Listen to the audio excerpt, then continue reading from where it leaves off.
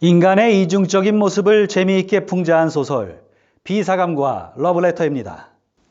지은이 현진건은 최초의 근대식 문장과 리얼리즘을 한국 문학에 안착시킨 일제강점기 사실주의 문학의 선구자였습니다.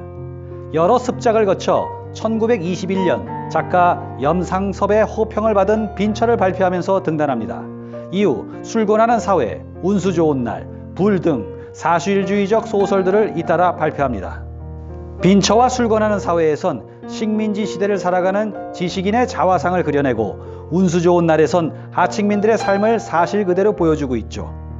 동아일보 기자였던 시절 1936년 일장기 말소 사건으로 기소되어 1년간 복역해야 했으며 이듬해 추록하면서 동아일보사를 사직하고 1938년 7월부터 동아일보의 장편 역사 소설 무영탑을 연재 후 장편소설 흑치상지를 연재하였으나 일제의 강압으로 중단되어 끝내 미완성 작품으로 남게 됩니다.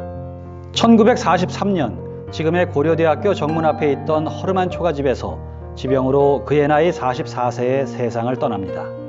공교롭게도 같은 날 고향 친구이자 문학적 동지였던 빼앗긴 들에도 봄은 오는가의 시인 이상화도 위암으로 대구에서 세상을 떠나죠. 마지막 가는 길에 서로가 길동무가 되어주었던 것 같습니다. 일제 말기 현진건의 삶은 비참함 그 자체였습니다. 당시 일제를 위한 작품을 쓰지 않으면 취직이나 생계를 이어간다는 게 거의 불가능했던 시기였다고 합니다. 그런 시대에서 현진건은 일제와의 타협을 거부한 채 가난에 쩌들어 살면서 문학인으로서의 지조를 지키면서 여생을 보냅니다. 이는 친일 문학가로 적극적인 활동하며 호사를 누리고 광복 후에도 반성 없이 그게 뭐가 잘못이냐며 뻔뻔한 모습을 보인 많은 유명인들과 대조됩니다. 2005년 8월 15일에 건국 공로 훈장, 독립장이 추서되었고 2009년엔 그의 업적을 기리기 위해 그의 이름을 딴 현진건 문학상이 만들어졌으니 그나마 다행입니다. 1925년 조선문단 5호에 발표된 단편소설 비사감과 러브레터는 모파상의 목걸이나 오 헨리의 크리스마스 선물처럼 극적인 결말을 보여주는 작품으로 독자의 흥미를 고조시키고 있습니다. 소설 속 등장인물을 소개하겠습니다. 비사감, 여학교 기숙사를 감독하는 괴팍한 노처녀입니다. 그리고 기숙사 여학생들. 시학교에서 교원 겸 기숙사 사감 노릇을 하는 비사감은 괴팍한 독신주의자로 유명합니다.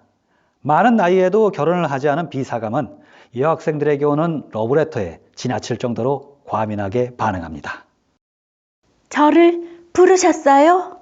그래, 불렀다. 왜? 장승이냐? 왜 앉지를 못해? 네 죄상을 네가 알지?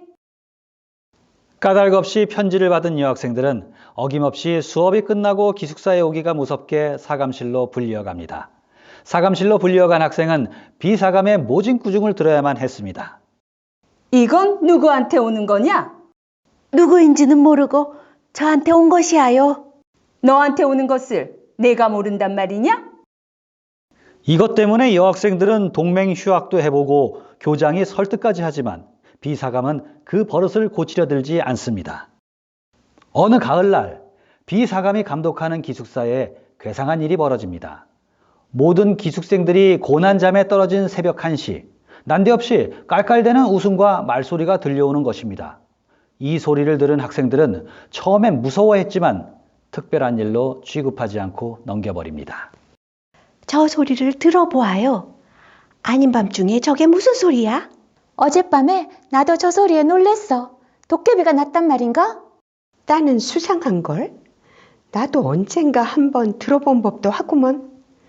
뭘 잠 많이 오는 애들이 이야기를 하는 게지. 하지만 이 수수께끼가 풀릴 날이 다가왔습니다.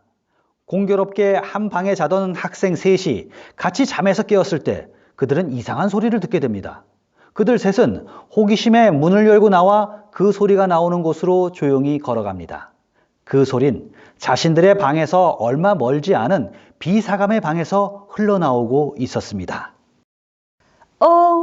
태훈씨, 그러면 자기 좋을까요? 경숙씨가? 경숙씨에게 바친 나의 타는 듯한 가슴을 인제야 아셨습니까? 이제 그만 놓아요. 키스가 너무 길지 않아요? 행여 남이 보면 어떡해요? 길수록 더욱 좋지 않아요? 나는 내 목숨이 끊어질 때까지 키스를 하여도 길다고는 못하겠습니다. 그래도 짧은 것은 안 하겠습니다. 난 싫어요. 난 싫어요. 당신 같은 사내는 난 싫어요. 나의 천사, 나의 하늘, 나의 여왕, 나의 목숨, 나의 살아, 나를 살려주어요. 나를 구해주어요. 나의 애를 말려 죽이실 테요. 나의 가슴을 뜯어 죽이실 테요. 내 생명을 맡으신 당신의 입술로 난 싫어요. 당신 같은 사내는 난 싫어요. 정말이야요? 나를 그렇게 사랑하셔요? 당신의 목숨같이 나를 사랑하셔요? 나를? 이 나를? 그녀들이 방문을 열자 그 방엔 남학생으로부터 온 러브레터들이 여기저기 흩어져 있었고 그 가운데서 비사감 혼자 사랑하는 사람들의 대화를 흉내내며 한껏 고조된 감정을 추스리지 못하고 있었습니다. 에그머니, 저게 웬일이야? 아마 미쳤나 보아. 밤중에 혼자 일어나서 왜 저러고 있을꾸? 에그, 불쌍해. 먹고 자고 사랑하는 인간이 속일 수 없는 세 가지 본능이죠. 속일 필요도 없고요. 가식적으로 살아가는 거 너무 힘들지 않나요? 좀 부족해도 있는 그대로, 생긴 그대로 사는 게 편합니다.